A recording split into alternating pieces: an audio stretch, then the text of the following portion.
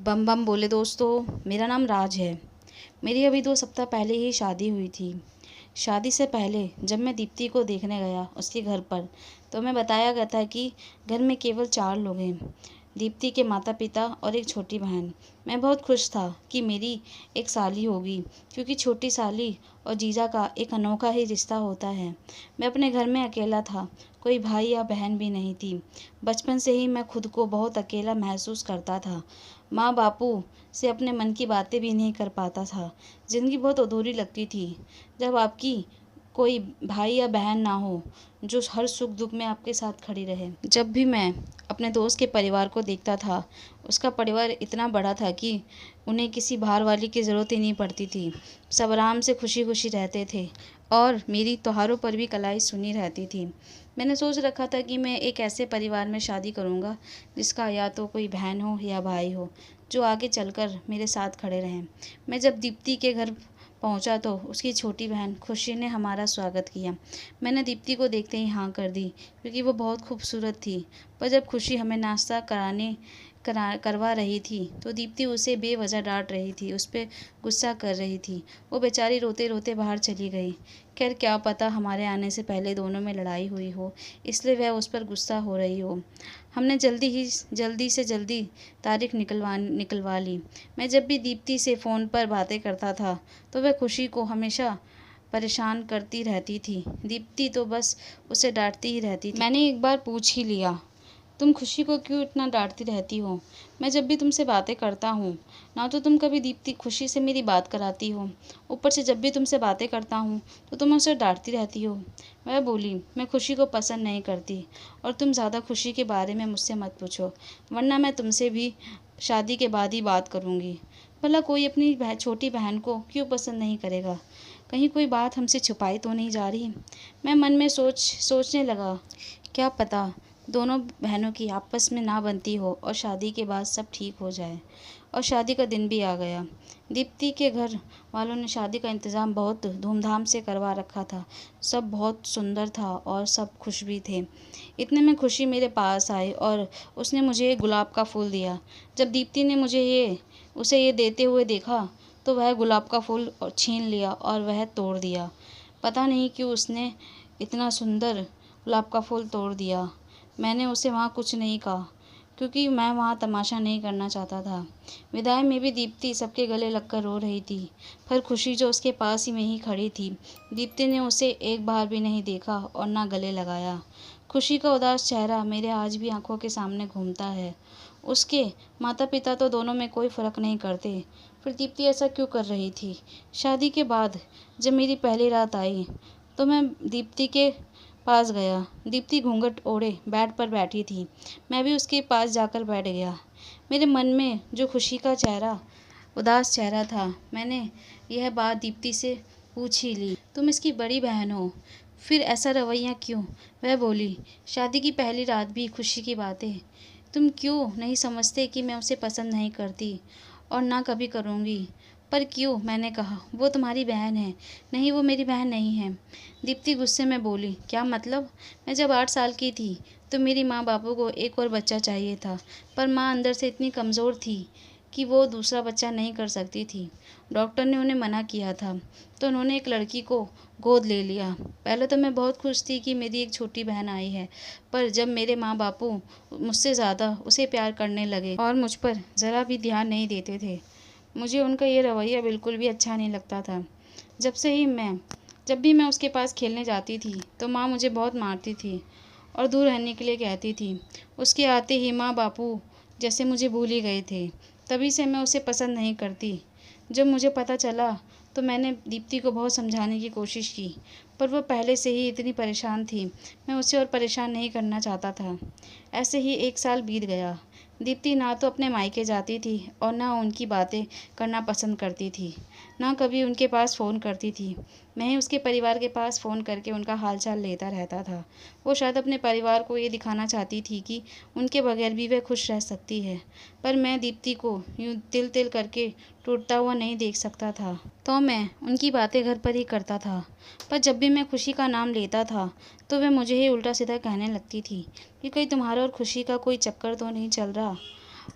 आए दिन तुम उसका ही नाम लेते रहते हो। उसकी ये उल्टी सोच सुनकर मैं चुप हो जाता था कि कहीं ये मुझ पर ही शक न करने लग जाए। उसका यूँ अकेला अकेला रहना और मुझ पर शक करना मुझे ज़रा भी पसंद नहीं था, पर मैं कर भी क्या सकता था। अभी 2-4 दिन पहले ही हमारे यहाँ नए किराएदार आए थे। उसकी पत्नी मेरी पत्नी की अच्छी दोस्त बन गई थी, दीप्ति, जो 3 महीने प्रेग्नेंट थी। मुझे काफ़ी खुशी थी कि दीप्ति अब खुश रहने लगी थी। उसका यूँ चुप चुप रहना मुझे अंदर ही अंदर खाया जाता था, पर जब भी सामने वाली हमारे घर आती थी तो वह मुझे बड़ी अजीब निगाहों से देखती थी, बड़ी अजीब किस्म के कपड़े पहनती थी, मुझे बार बार छूने की कोशिश करती थी। मुझे उसका यह व्यवहार ज़रा भी पसंद नहीं था, पर दीप्ति की खुशी के लिए मैं चुप लगा जाता था। ऐसे ही कई दिन बीत गए। दीप्ति की अब थोड़ी तबीयत खराब रहने लगी थी। वह चल फिर नहीं पा रही थी। घर में बहुत ज़्यादा परेशानी होने लगी थी। मुझसे जितना हो पाता था मैं घर का काम करता था, बाकी सब ऐसे ही पड़ा रहता था। दीप्ति और मैं जब खाना खा रहे थे तो उसने एक ऐसी बात कही जो मैं सुनकर हैरान रह गया। उसने बोला कि खुशी को ले आओ थोड़े दिनों के लिए, जब तक मैं ठीक नहीं हो जाती उसे बुला लो। तुम्हारा यूँ रोज़ रोज़ छुट्टी करना भी ठीक नहीं। तुम्हारी माँ मुझसे पसंद नहीं करती, नहीं तो मैं उन्हें ही बुला लेती। पहले मैंने मना किया, क्योंकि अगर वो हमारे यहाँ आएगी और तुम उसे हर बात के लिए डांटोगी तो वह यहाँ खुश नहीं रह पाएगी, तो बेकार है उसे बुलाना। दीप्ति ने वादा किया कि उस पर मैं गुस्सा नहीं करूँगी और ज़रा भी नहीं डांटूँगी। तुम उसे ले आओ। मुझे बहुत खुशी थी कि खुशी हमारे यहाँ आ रही थी, मेरी साली, और क्या पता यहाँ रहने के बाद दोनों बहनों का मैं रिश्ता ठीक कर सकूँ। मैं खुशी को घर लेकर आ गया। उसके आते ही घर में रोलचोल हो गई। वह सारे कामों में निपुण थी। आते ही उसने सारे घर को संभाल लिया था। मुझे तो कुछ भी नहीं करने देती थी, बस आप दीदी का ख्याल रखो। उसके आते ही सब चीज़ें आसान हो गई थी। हम दोनों का रिश्ता बिल्कुल खट्टी मीठी इमली के जैसा था। अगर मैं उसका घर में हाथ बटाता था तो वह मुझे दादी अम्मा की तरह डांटती थी। दीप्ति को उसके आने की खुशी तो नहीं थी, पर जब वह मुझे खुश देखती थी तो वह भी खुश हो जाती थी। एक दिन सामने वाली पड़ोसन हमारे यहाँ चीनी मांगने के लिए आई। मैंने दरवाज़ा खोला और उसे चीनी देने के लिए किचन में चला गया। वो पता नहीं कब मेरे साथ किचन में आ गई और मुझे वहाँ पर आते ही गले लगाने लगी, मुझसे चिपकने लगी। जब उसने यह करना चालू किया तो मुझे कुछ समझ नहीं आ रहा कि मैं क्या करूँ। मैं तो पुतला बनकर खड़ा रहा। वो मुझे जगह जगह पर चूमने लगी, बोल रही थी कि मुझे पता है तुम भी मुझे पसंद करते हो। हर बार मैं तुम्हारे घर में तुम्हें छेड़ कर जाती हूँ तो तुम कुछ नहीं कहते। तुम भी अपनी बीवी से नाखुश हो जैसे कि मैं अपने पति से हूँ। वह पूरे दिन बाहर रहता है, मुझ पर ज़रा भी ध्यान नहीं रखता, लेकिन जब से मैंने तुमसे मिली हूँ, तुम्हारा यह मजबूत शरीर देखा है, तब से मैं तुम्हारे साथ सोने के लिए तरस रही हूँ। उसने मुझे ज़मीन पर लेटा दिया। उसे लगा कि घर में दीप्ति सो रही है और बस मैं हूँ, पर खुशी भी थी घर में। जब मैंने उसे अपने आप से दूर करने की कोशिश की तो देखा खुशी वहीं पर यह सब कुछ देख रही थी, बिल्कुल गुंडों की तरह। मैंने कहा, यह क्या देख रही हो? मेरी मदद करो, इसे मुझसे दूर करो। मैं तुम्हारी बहन के अलावा किसी और से प्यार नहीं करता। वह आई और उसके बालों से उसे पकड़ा और खड़ा कर दिया। जब यह तुम्हें घास तक नहीं डाल रहे तो तुम क्यों उससे चिपट रही हो? और आप जीजा, आपने इसकी हरकतों के बारे में दीप्ति को क्यों नहीं बताया? तभी इसने आपका फ़ायदा उठाया। इसका इंतज़ाम तो अब दीदी ही करेंगी। दीप्ति को खुशी बाहर लेकर आ गई। पहले तो मैं दीप्ति को यह सब नहीं बताना चाहता था, पर अब बात हद से कुछ ज़्यादा ही बढ़ गई थी। खुशी बोली, आप मुझे सौतेला समझती थी और जिसे आप अपनी बहन मानती थी वही आपके पति पर डोरे डाल रही थी, आपके पीठ के पीछे। अगर मैं नहीं होती तो आज ये जीजा को अपनी हवस का शिकार बना ही लेती और आप कुछ भी नहीं कर पाती। दीप्ति तो बिल्कुल चुप खड़ी यह सब सुन रही थी। वह जब पड़ोसन उसके पास अपनी सफाई देने के लिए आगे बढ़ी तो दीप्ति ने उसे ज़ोरदार थप्पड़ मारा और कहा, इसके पति को फ़ोन करो, उसे भी तो पता चले कि उसकी पत्नी अपनी हवस के लिए पता नहीं कहाँ कहाँ जाती है। मैंने तुम्हें अपनी बहन समझा और तुम मेरे पति पे ही डोरे डाल रही थी, मेरा ही घर तोड़ रही थी। अगर अपनी प्यास बुझानी ही तो बाहर चली जाती, मेरा ही पति क्यों? वो आज तो मेरी बहन घर में थी, उसने ये सब देख लिया, नहीं तो पता नहीं क्या हो जाता। तुम कितनी भूखी हो शरीर से। उसके पति को जब यह बातें पता चली तो वह घर आया और बोला, यह सब क्या है? तुम्हें अगर ये सब चाहिए था तो मुझसे एक बार कहती। मैं पूरे दिन तुम्हारे लिए बाहर काम करता रहता हूँ। मुझे आज शर्म आ रही है कि तुम मेरी पत्नी हो। आपको जो करना है इसके साथ कर सकते हो। उधर दीप्ति बोली, इसकी सज़ा यही है कि आप इसके साथ ज़्यादा से ज़्यादा टाइम बिताओ और इसकी इच्छाओं की पूर्ति करो, क्योंकि यह प्यार के लिए तरस रही है। तभी उसने यह कदम उठाया। आप इसे ले जाओ और अब से हमारी दोस्ती ख़त्म। मुझे समझ नहीं आ रहा था कि दीप्ति ने उसे ऐसे ही क्यों छोड़ दिया। उधर खुशी तो खुश हो रही थी, जैसे उसे सब समझ आ गया हो। उसके जाने के बाद दीप्ति बहुत रोने लगी। खुशी ने उसे संभाला।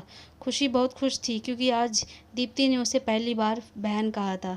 जहाँ वो उससे इतनी नफ़रत करती थी, आज वो खुशी से ही माफ़ी मांग रही थी। मुझे माफ़ कर दो खुशी, मैं कितनी पागल थी। अपनी बहन को पराया बनाया और दूसरे को अपना, और दूसरी औरतों ने ही मेरा फ़ायदा उठाया और उन्होंने ही मेरा फ़ायदा उठा लिया। अगर तुम यहाँ नहीं होती तो आज पता नहीं क्या हो जाता। वो मेरे पति को मुझसे छीन लेती। तुम सच में मेरी बहन हो और अब मुझे समझ आया कि सगा सौतेला कोई नहीं होता। जो आपके मन और दिल को समझे वही आपका सगा होता है। तुम ही मेरी बहन हो और आज एक जीजा को एक साली ने ही बचाया है। सच में आज मेरी साली ने ही मुझे बचाया है। पर अभी भी मेरे मन में कुछ सवाल थे। तुमने उसे ऐसे ही क्यों जाने दिया? तभी दीप्ति बोली, एक औरत कभी भी अपनी मर्जी से बाहर नहीं निकलती। उसकी जब बहुत ज़्यादा मजबूरी हो जाती है, उसे जब घर में प्यार नहीं मिलता जिसकी वो हकदार होती है, तो वह बाहर अपनी खुशी ढूंढने लगती है। ऐसे हालातों से मैं गुजर चुकी हूँ। मुझे तो मौका नहीं मिला, पर इसे के साथ ऐसा नहीं होना चाहिए था। अब वो दोबारा फिर से ऐसा कभी नहीं करेगी। दीप्ति की इस सोच पर मुझे गर्व महसूस होने लगा। हर बार गलती पर सज़ा ही नहीं मिलनी चाहिए, एक बार मौका भी मिलना चाहिए सुधारने का। और अगर सुधर गया तो सही, वरना ज़िंदगी बर्बाद। खुशी अब हमारे घर में ही रहने लगी थी। दीप्ति और उसका रिश्ता बहुत अच्छा और प्यार भरा हो गया था। जीजा साली का रिश्ता ज़रूरी नहीं गलत नज़रिए से ही देखा जाए, बल्कि यह तो एक बहुत खूबसूरत रिश्ता है, जैसा मेरे और मेरी साली का बन गया था। मैंने तो आपसे विदा लेती हूँ, फिर मिलूँगी अगली कहानी में। आई होप आपको मेरी स्टोरी अच्छी लगी होगी। धन्यवाद।